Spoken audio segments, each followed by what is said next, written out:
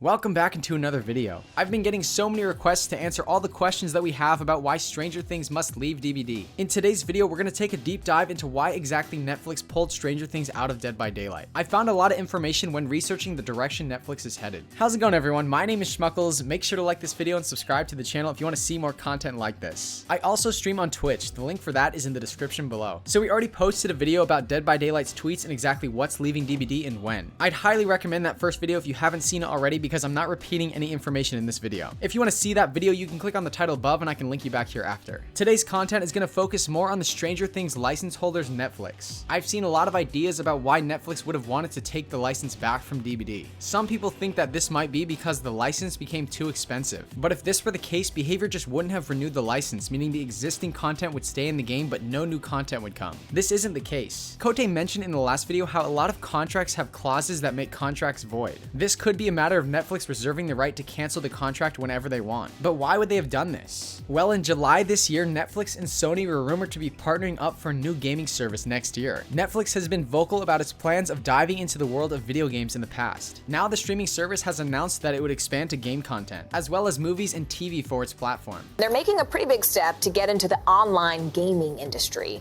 They're even bringing on a new video game executive from Facebook with decades of major gaming experience. NBC News senior media reporter Dylan Byers joins us now to explain what a big deal this is. So Dylan, tell us about this move. I mean, will you be able to play games and watch movies right there on that Netflix app? Yeah, absolutely. It'll effectively be the same way you go there for movies and TV shows. Now you also have the option to play video games. And this is a very logical step for Netflix. You know, the vast majority of people who use Netflix are either doing it from their couch or they're doing it on their phone while they're on the go.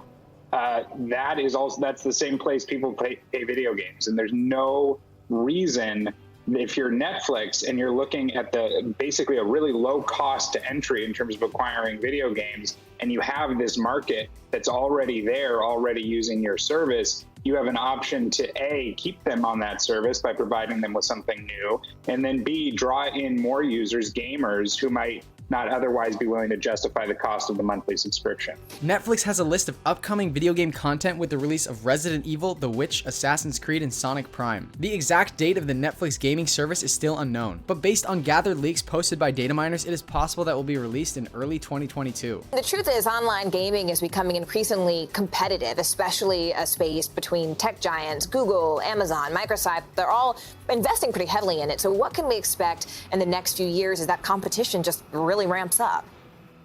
Yeah, a lot of competition. It's the fastest growing segment in entertainment. And I think what you'll see is something very analogous to what you've seen with the competition for content in terms of movies and television shows. You're basically going to be seeing these big companies going after scale and quality. Can they get enough games to convince people that they've got a big library of games to justify the monthly subscription? And then on top of that, do they have those really big games that are really popular that everybody wants to play? And so in the same way that we see Netflix, Amazon, Apple, HBO all chasing the next Game of Thrones or the next big hit, we're also going to see them doing the same thing in the world of gaming. Netflix is getting into game development. The company has hired a games industry veteran to help lead the effort. Michael Patchter, an American video game analyst, said, "I do think they will try and I do think they will fail. Building games from owned IP is also super hard. Disney has failed at least 3 times trying to do so, and its IPs are much stronger than Netflix." But it sounded like Netflix are still going to try. What does this say in terms of the big picture? Because the truth is that Netflix's growth has been starting to plateau a little bit. So does their expansion into gaming tell you something about kind of where their head is or their direction as a company?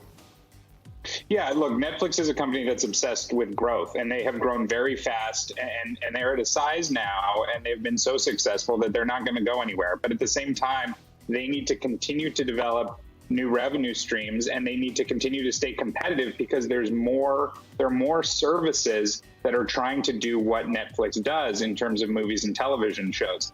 By adding games, it's yet another value proposition to the customer, to the consumer, to say, look, we are the one-stop shop for everything you need from movies to television shows and now to games. Netflix seemed to be on its way in 2019. It had partnered with Telltale Games on a secret Stranger Things game. However, this game died before it was even announced. Telltale's take on Stranger Things vanished when the studio collapsed. We actually covered this in our Walking Dead licensing video. If you want to see that video, you can click on the title above. Anyways, Telltale's plan for its own Stranger Things game was set to bridge the gap between seasons 2 and 3 of the show. Games live and die all the time. Studios shut down all the time. But Telltale just disappeared overnight. So it seems increasingly likely that Netflix voided the licensing contract with DBD because they have plans with the Stranger Things title. A few FAQs I've seen in the comments about the Stranger Things DLC and DBD. What will happen to the Teachable perks? Pretty much new versions of Teachables from Nancy, Steve, and the Demogorgon will be available in the Shrine. Also, all Demogorgon add-ons will be available in his Blood Web. Now, if these possible Netflix video game plans fall through, does that mean Stranger Things will come back into DBD? I have no idea. It's a good question. We'll definitely follow this situation closely. Make sure to like this video and subscribe to the channel if you want to see more content like this. Thank you so much for watching this video. I'll see you in the next one.